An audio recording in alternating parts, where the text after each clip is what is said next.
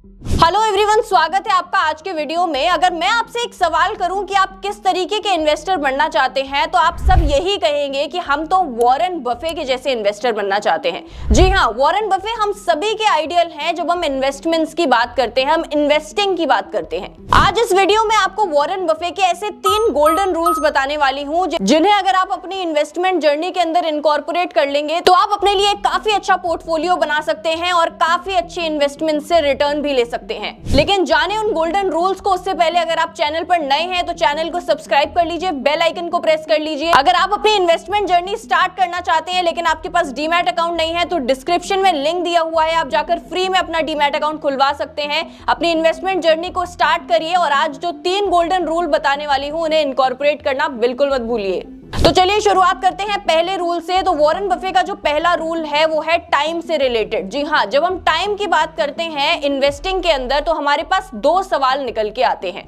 वो 2 सवाल कौन से हैं? पहला सवाल आता है कि आखिर कब इन्वेस्ट करना चाहिए, what is the right time to invest. और जो दूसरा सवाल है वो निकल कर आता है कि कब तक इन्वेस्ट करना चाहिए, यानी कि कब तक हमें इन्वेस्टमेंट को होल्ड करना चाहिए। तो वॉरेन बफे ने किस तरीके से इन दोनों सवालों के जवाब दिए हैं आपको बताऊंगी।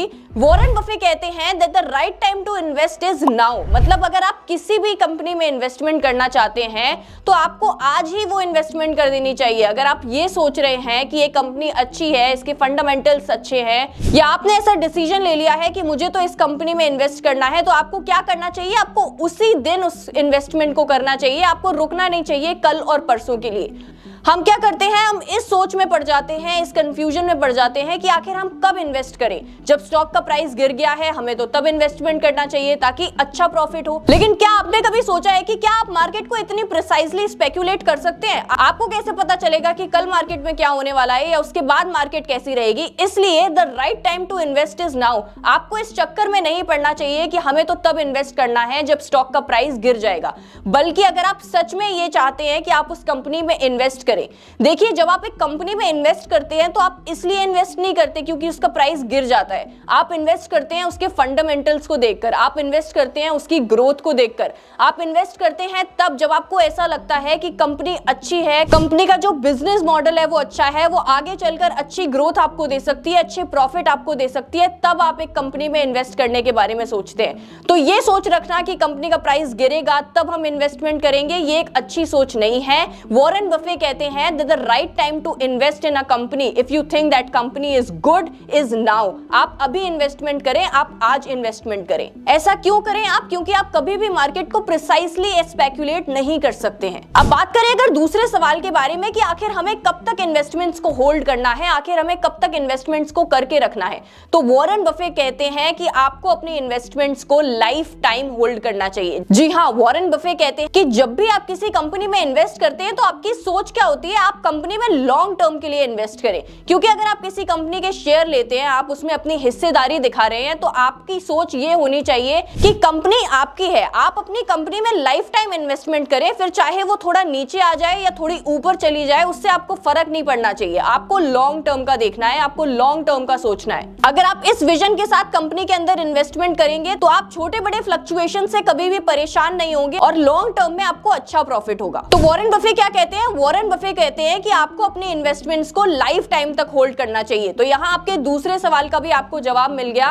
कि आखिर आपको कब तक अपनी इन्वेस्टमेंट्स को होल्ड करना है। चलिए अब बात कर लेते हैं रूल नंबर 2 के बारे में, जो है कि how to pick the right stock. कैसे हम अपने लिए एक राइट स्टॉक को पिक कर सकते हैं? कैसे हमें ये पता चलेगा कि ये स्टॉक अच्छा है या ये स्टॉक बुरा है, इसमें रिटर्न्स अच्छे मिलेंगे, इसमें डेट ज्यादा है? ये सारे सवाल हमारे मन में आते हैं जब हम किसी भी कंपनी में इन्वेस्टमेंट करने के बारे में सोचते हैं। तो वॉरेन बफे किस तरीके से इसे आंसर करते हैं, वॉरेन बफे का क्या सोचना है इस बारे में, आइए मैं आपको बताती हूँ। तो वॉरेन बफे ये कहते हैं कि किसी भी कंपनी में इन्वेस्ट करने के लिए आपको उसकी बहुत ज्यादा फाइनेंशियल नॉलेज की जरूरत नहीं है। जी हाँ, आपको बहुत ज्यादा फाइनेंशियल एक्सपर्ट होने की जरूरत नहीं है किसी भी कंपनी में इन्वेस्ट करने के लिए।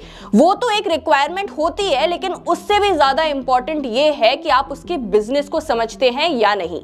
यस, अगर आप किसी कंपनी के बिजनेस को समझते हैं, उससे रिलेट कर पाते हैं, आपको पता है कि बिजनेस कैसा है, बिजनेस किस तरीके से चलता है, तो आप उस कंपनी के अंदर जरूर इन्वेस्टमेंट कर सकते हैं। वॉरेन बफे क्या कहते हैं? वॉरेन बफे बात करते हैं सर्कल ऑफ कॉम्पिटेंस की। वॉरेन बफे कहते हैं कि सर्कल ऑफ कॉम्पिटेंस की अगर आपको बिजनेस के अंदर नॉलेज है तो आप उस बिजनेस में इन्वेस्टमेंट कर सकते हैं। क्या मतलब है इस बात का? इस बात का ये मतलब है कि अगर आप बिजनेस को समझते हैं, आप सर्कल ऑफ कॉम्पिटेंस को समझते हैं बिजनेस के अंदर, तो उस बिजनेस में आप इन्वेस्टमेंट कर सकते हैं। आपको उसके लिए एक फाइनेंस का एक्सपर्ट होने की जरूरत नहीं है। वॉरेन बफे हमें 2 रूल्स बताते हैं। पहला रूल है दैट नेवर लूज मनी और दूसरा रूल है नेवर फॉरगेट रूल 1। मतलब वॉरेन बफे कहते हैं कि आप किसी भी कंपनी में इन्वेस्ट करें, कभी भी आपको अपने पैसे को खोना नहीं है। You should never lose your money. मतलब आपको कभी भी ऐसी कंपनी में इन्वेस्टमेंट नहीं करना है जहां आप अपनी कैपिटल को खो दें। आपको प्रॉफिट कम हो या ज्यादा हो, लेकिन आपकी कैपिटल जो है वो नहीं जानी चाहिए। So rule number 1 never lose money and rule number 2 never forget the rule number 1। इसके अलावा वॉरेन बफे ये भी कहते हैं कि इन्वेस्टमेंट करने से पहले सिर्फ आपको कंपनी का रिटर्न ऑन इन्वेस्टमेंट नहीं देखना चाहिए। जी हाँ, कभी कभार आपको रिटर्न ऑफ इन्वेस्टमेंट देखना चाहिए। इसका क्या मतलब है? इसका मतलब ये है कि अगर कंपनी ने रिटर्न्स अच्छे नहीं दिए हैं तो भी क्या उसके आगे जाके अच्छे रिटर्न्स देने की कैपेसिटी है, ये आपको चेक करना है। आपको फ्यूचर प्रोस्पेक्ट्स को देखना है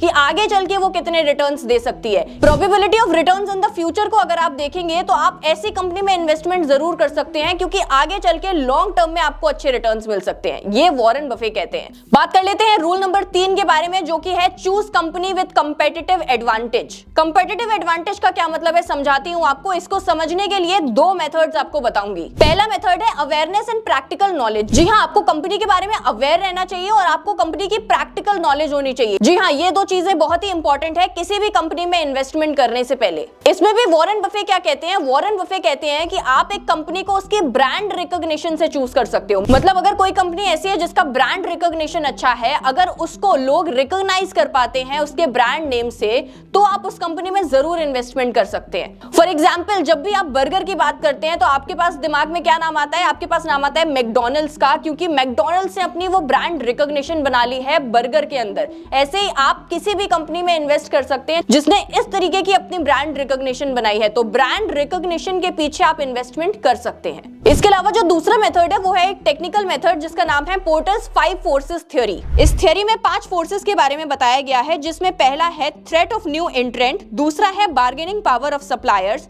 तीसरा है बार्गेनिंग पावर ऑफ बायर्स, चौथा है थ्रेट ऑफ सब्स्टिट्यूट प्रोडक्ट्स और सर्विसेज, और पांचवा है राइवलरी अमंग एग्जिस्टिंग कंपेटिटर्स। पहला है थ्रेट ऑफ न्यू एंट्रेंट। इसका क्या मतलब है? इसका मतलब ये है कि अगर कोई ऐसी कंपनी है जिसके लिए एंट्री लेना थोड़ा मुश्किल हो सकता है, अगर वहां पर ऑलरेडी बहुत ज्यादा कंपेटिटर्स हैं और आपको ऐसा लगता है कि वो कंपनी सर्वाइव नहीं कर पाएगी उस कंपटीशन के अंदर, उसके लिए एक थ्रेट है सर्वाइवल का, तो आपको ऐसी कंपनी में इन्वेस्टमेंट नहीं करनी चाहिए। दूसरा फोर्स है bargaining power of suppliers. Bargaining power of suppliers का क्या मतलब है कि जहां सप्लायर्स की बार्गेनिंग पावर ज्यादा होती है, मतलब जहां बिजनेसेस जो होते हैं वो सप्लायर्स पे ज्यादा डिपेंडेंट रहते हैं और उनकी बार्गेनिंग पावर ज्यादा होती है, ऐसे बिजनेस में आप इन्वेस्टमेंट करने से पहले थोड़ा सा सोचें, क्योंकि अगर सप्लायर्स ज्यादा बार्गेनिंग करने लगेंगे, ज्यादा चार्ज करने लगेंगे, तो वो बिजनेस की प्रॉफिटेबिलिटी को बहुत ज्यादा इफेक्ट कर सकता है और वो आपके इन्वेस्टमेंट्स को भी इफेक्ट कर सकता है। इसलिए ऐसी कंपनीज में इन्वेस्टमेंट करने से पहले आपको सोचना चाहिए। बात करें अगर तीसरी फोर्स की, तो ये है बार्गेनिंग पावर ऑफ बायर्स। यहाँ क्या होता है? यहाँ अगर बार्गेनिंग पावर्स बायर की ज्यादा है तो भी जो बिजनेस की प्रॉफिटेबिलिटी है वो इफेक्ट हो सकती है। तो अगर आप कोई बिजनेस में इन्वेस्ट कर रहे हैं तो आप क्या देखें? आप ये देखें कि जो बार्गेनिंग पावर ऑफ बायर्स है वो ज्यादा नहीं होनी चाहिए। बात करें अगर फोर्थ फोर्स की, तो ये है threat of substitute products and services.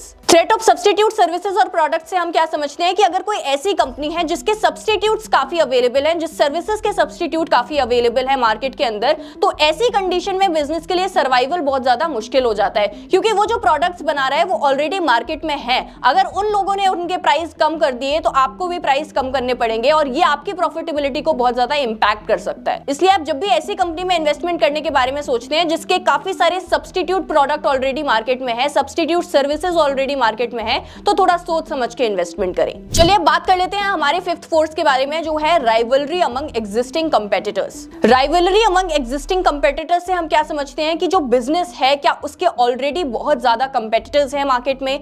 जैसे कि मैंने आपको बताया कि जब कंपेटिटर्स ज्यादा होते हैं तो राइवलरी आ जाती है बिजनेस के अंदर। वो कंपेटिटर्स न्यू एंट्रेंट को इजीली एंट्री नहीं करने देते हैं, और अगर एंट्री मिल भी जाती है तो सर्वाइवल बहुत ज्यादा मुश्किल हो जाता है। इसमें आप इंडिगो का एग्जांपल ले सकते हैं। एयरलाइंस के अंदर इंडिगो की ऐसी मोनोपोली बन चुकी है कि इंडिगो किसी नए एंट्रेंट को एंट्री ही नहीं लेने देती है। बहुत ज्यादा मुश्किल हो जाता है किसी भी एयरलाइन के लिए इंडिगो के सामने सर्वाइव करना, और यही होती है राइवलरी अमंग एग्जिस्टिंग कंपेटिटर्स। तो ये थे हमारे वो 3 गोल्डन रूल्स वॉरेन बफे के, जो आपको आपकी इन्वेस्टमेंट जर्नी में बहुत ज्यादा काम आ सकते हैं। अगर आपको ये वीडियो पसंद आया हो तो प्लीज हमारे चैनल को सब्सक्राइब करिए। ऐसे और कंटेंट के लिए वीडियो को लाइक करिए, अपने फ्रेंड्स के साथ शेयर करिए। आज के लिए बस इतना ही, मिलते हैं नेक्स्ट वीडियो में।